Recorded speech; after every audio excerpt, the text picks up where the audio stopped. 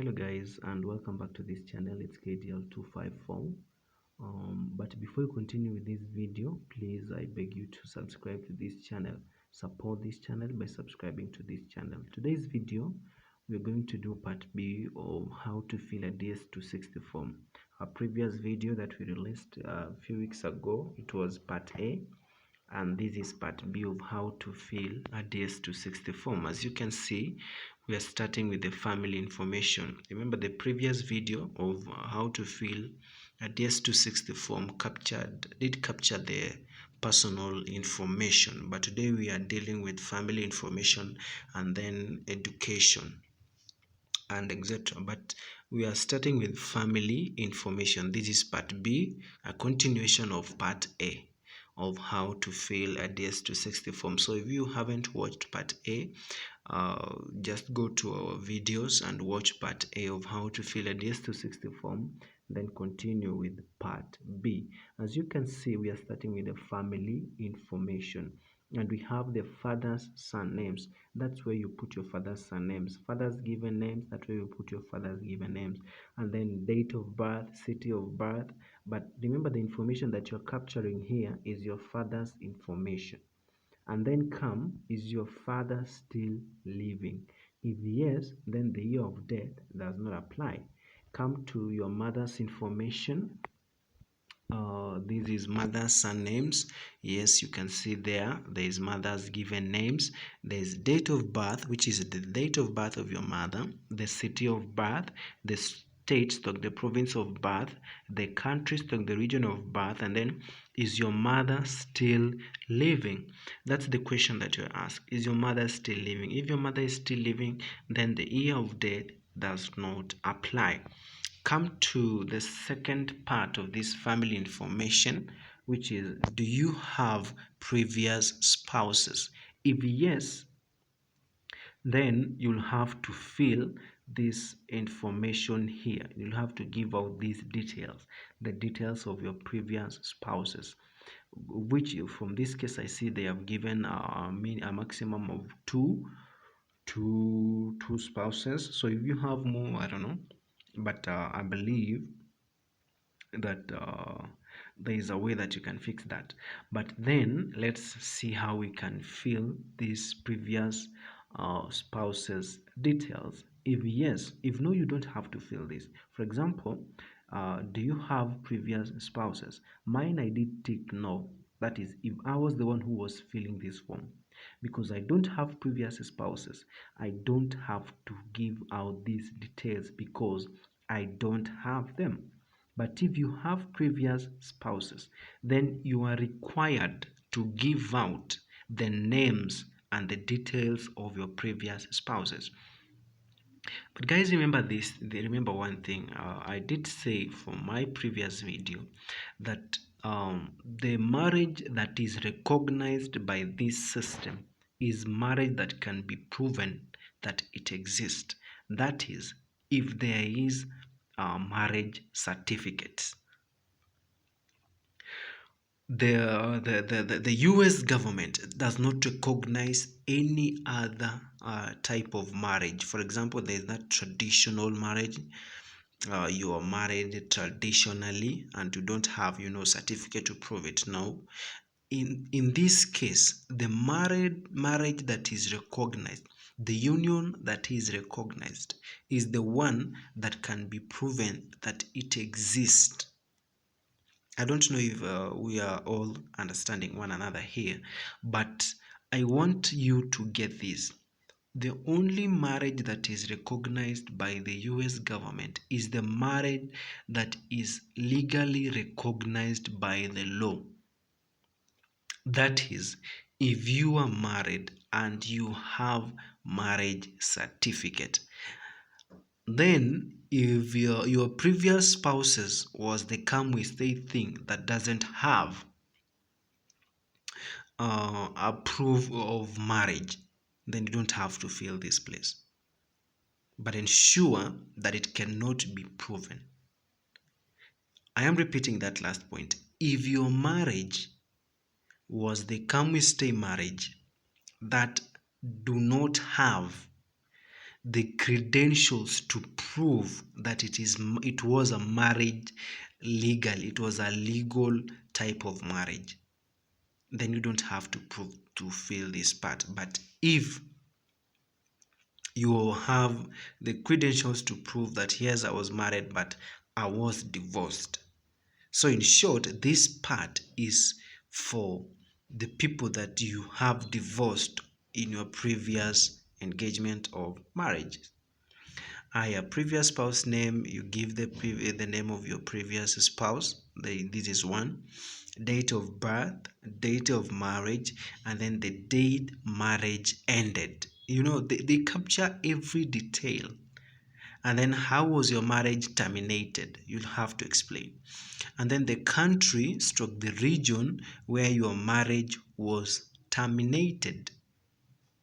You'll also have to give the country stroke the region. For example, the region is Africa, the country where your marriage was terminated. For example, maybe you are a Kenyan, you are from Congo, your marriage was terminated in Congo. Yes, you indicate it. Maybe your marriage was terminated elsewhere. You have to indicate the specific place or country or region where your marriage was terminated.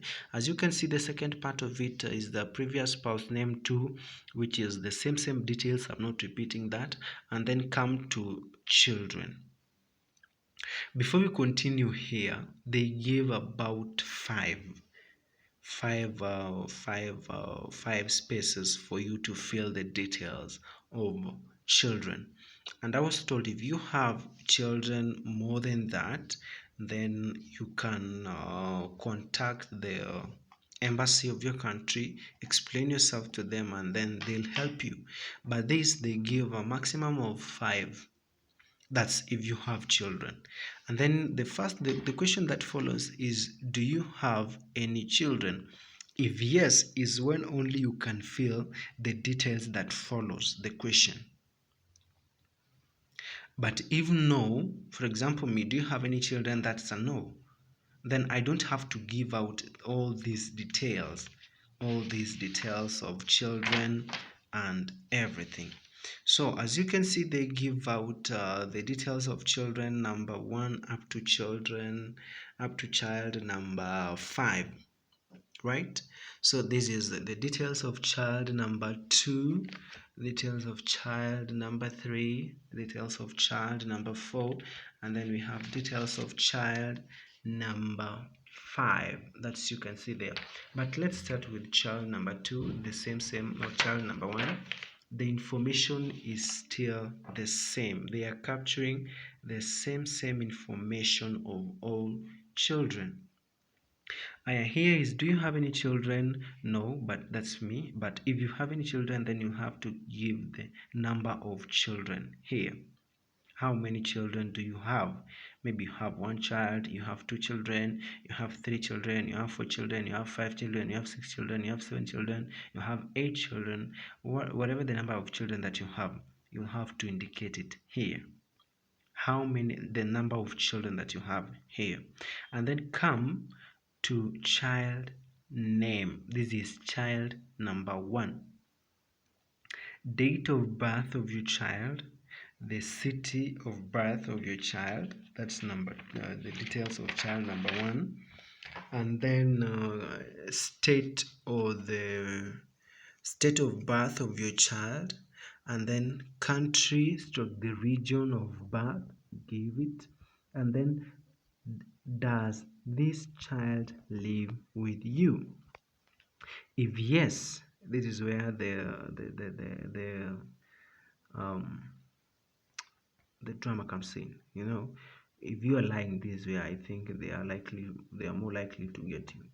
Because, does this child live with you? If yes, remember in our previous video we had given current address, the current address of the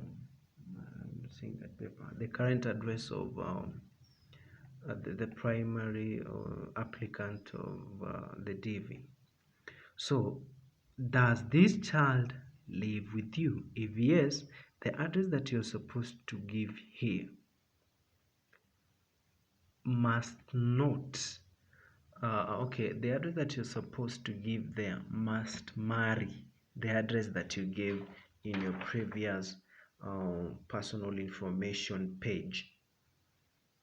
Because in personal information page, there was a place where we gave address, I think here, the present address. This was the present address of your present address, the primary applicant of this visa. DV visa, okay, of online immigrant visa and land registration application. This was the primary address that you gave, the current address, the present address, your present address, right?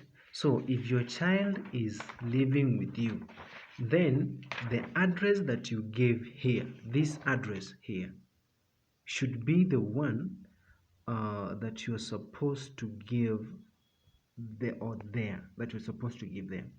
If your child is living with you, you're supposed to give your present address as the address of the child. That's only if your child is living with you. But if your child is not living with you, then you give the address where the child is, address of the place where the child is. That is if your child is not living with you. Then you'll have to give the address of the place where the child is, the city where the child is, the state or the province where the child is, the postal zone stroke the zip code of the place where the child is, and then the country or the region where the child is. And then come to the next question. Is this child immigrating with you to the US? Is this child immigrating with you to the US? Then, if the child is going to immigrate with you to the US, you just tick yes. And then the next question is this child immigrating to the US at a later date to join you? For example, if you have children, for example, you have 2 children or 3, or you have 1 child, and you don't want that child to immigrate with you immediately to the US, because once you've won the green card and you've successfully gone through the process of interview and medical, and you've been given your visa, then you will have 6 months, like 6 months to travel, or else the visa will expire. But then maybe you want to travel, but you don't want to go with your child immediately. You want the child to join you at a later date. Then you will just have to tick there. Is this child immigrating with you to the US? Then it must be a yes. And then is this child immigrating with you to the US at a later date to join you? Then you will indicate that.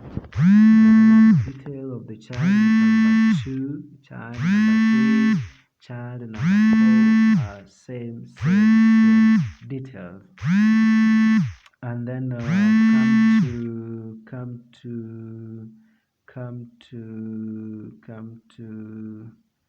come to what? I don't know. I've said, I'm repeating again, the details of the child number 2, 3, 4 up to 5, the ones we have been given here, are the same details. So I'm not going to do all of them. I'll just have to skip that so that I don't prolong this video repeating myself. But I want to clarify one thing.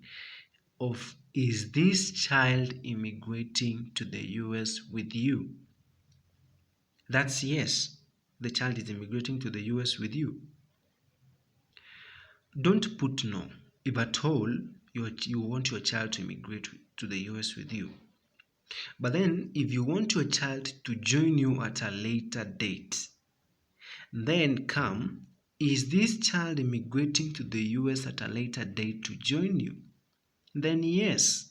That's if you want your child to join you at a later date, then you put yes. But if you're immigrating with your child, then you just put no. because here it indicates that you'll be going with your child not at a later date, but immediately you are given the visa and they have processed everything, so you'll be going with your child. The child will not join you at a later date. So the details of child number 2 continues the same details. Child number 3 continues the same details. Child number 4 continues the same details. Child number 5 the same details. So it's nothing like it's nothing new, it's the same details. So, and you're feeling it the same way I've just explained to you right now. Come to another part of this page, which is the previous travel information, the previous US travel information. You are only going to fill here if you've ever traveled to the US. And then the first question is, have you been in the US? If yes, okay, you will click yes. If no, you click no. And then if you click no, and then if you click no, then you don't have to fill this other set of questions, because it will not apply to you, because this information is only captured, is only for those people who have previous US travel information. And then, where were you issued an alien registration number by Department of Homeland Security? That's only if you clicked yes. Then you'll have to click whether you have to indicate whether you were given you were issued with an alien registration number by the Department of Homeland Security. If you were given if you were given the if you were issued with an alien registration number, then you just indicate yes. If you are not issued, then you indicate no. But then if you did indicate yes, then you'll have to give the alien registration number. You know, these questions are tied. They are tied to one another. There is no different question. These questions are just tied to one another. Come to the second part of this previous US travels information, and then come provide information of your last 5 US visits. This is the information of your last 5 US visits. That's if at all you have previous US travels. Then you indicate the day that you arrived, the length of the stay. The 2, the same date of arrival, length of the stay, and the same for 3, 4, and 5. Come to the next set of questions. Says, have you been issued a US visa? That's, have you been issued a US visa before? If yes, you just click yes. If no, you click no. And then the date that was issued, that's only if you did click yes, then you'll have to give the information that follows. You'll have to fill the information that follows, the date that the visa was issued. You give the visa classification. There's a different classification of visas. I think we'll have to do a video about that. And then the visa number. That's only if you have been issued with a US visa before. And then if the next part is, if you answer yes to any of the following questions, please explain before. Sorry. The next part is, if you answer yes to any of the following questions, please explain below. And then the next is, have any of your US visas ever been stolen or lost? That's a no. If yes, you'll have to explain below. Have any of your US visas ever been cancelled or revoked? That's a no. If yes, you'll have to explain. Have you been refused a visa, been refused admission to the US, or withdraw your application for admission at the port of entry? If yes, you'll have to give reasons why. But if no, that's those questions are just gone like that. Come to the next part of this video. That's work, education, and training information. That's the, you have to give. This is still capturing your personal information, but now it's work, education, and training information. If you answered yes to any of the questions that we just finished answering, then please, this is the place that you have to explain. The below that was saying you explain below, that's the place. But then come to primary occupation, you give out your primary occupation. Do you have any other occupation? If yes, is when you are going to give the other occupation that you have here. In which occupation do you intend to work in the US? You will state which occupation are you interested in working in the US. And then come to, were you previously employed? If yes, then you'll have to give your employer's name, employer's street address, and then city of your employer, the state stroke the province of your employer, the postal stroke the zip code of your employer, the country stroke the region of your employer, the telephone number which is of your employer, the job title that you are holding, and then the supervisor's name, supervisor's given names, and then you were employed from date to what, and then your employment ended at which date. So this is the information that they are capturing if you were employed before. And remember guys, don't lie, just give out the information that they need. If you have been employed before, give out the details. If you have not been employed before, don't lie. Do not even try to lie by giving this. Those people are very wise and they'll just do a background check before the interview date. So if you've never been employed, don't worry, just put a no. If you've ever been employed, just give out the details that they want. And then these are here also they give up to around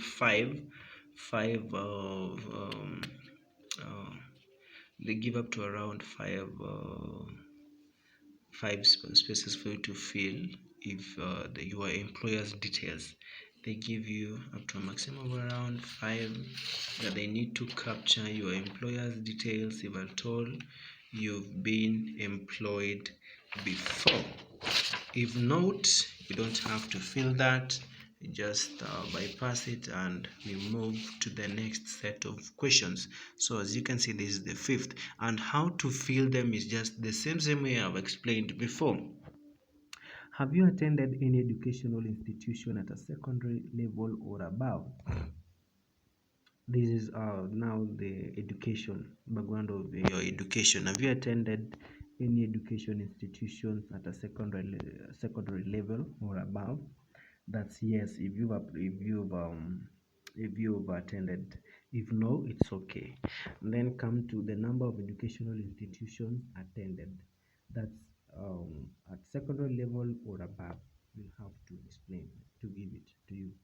That's the name of the institution, whether it's a secondary level, and then the address of the institution, the city, state, province, zip code, country, region, course of study, a degree or diploma, date of attendance, which is from, and then date of attendance to, that's when you did finish your that period of studies.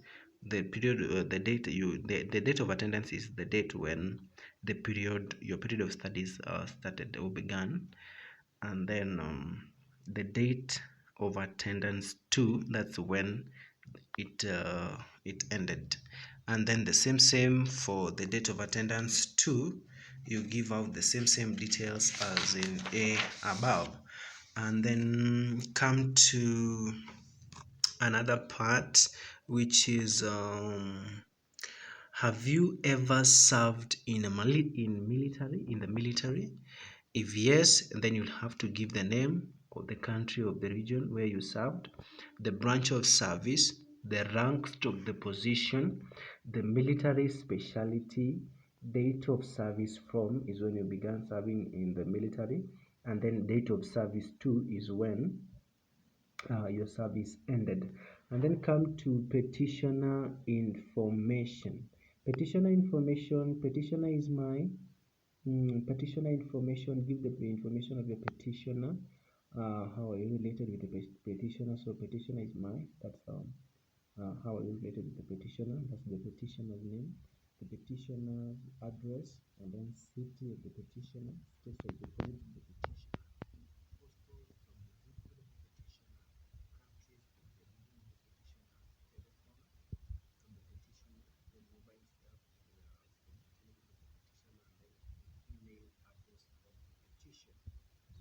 other one has to go to part C.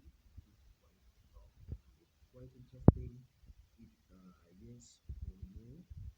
It's just a click yes or no. Just a click or give you just a glimpse of security and background information, but it's quite long and I don't want to prolong this video beyond these minutes. So please,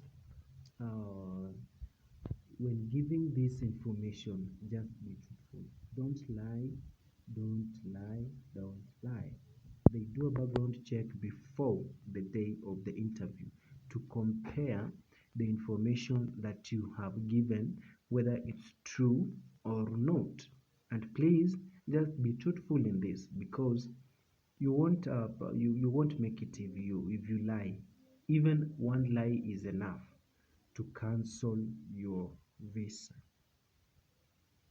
Just one lie is enough to cancel your visa. So please, guys, have a great day. See you.